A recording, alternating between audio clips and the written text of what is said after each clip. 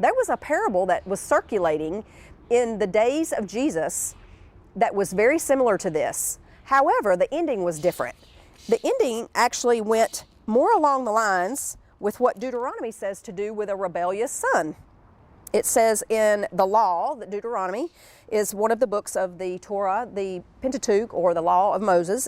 And I'm in chapter 21, verse 18. If a man has a stubborn and rebellious son who will not obey the voice of his father or the voice of his mother, and who, when they have chastened him, will not heed them, then his father and mother shall take hold of him and bring him out to the elders of his city to the gate.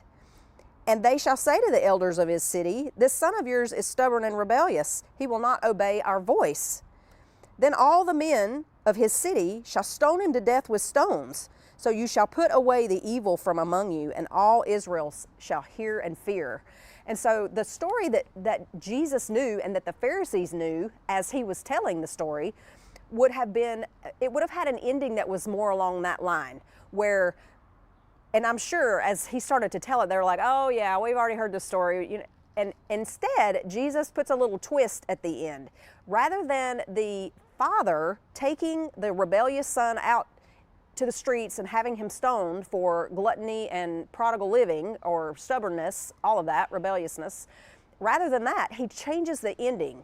And instead, he presents the father as a very, very different kind of father than the Pharisees expected.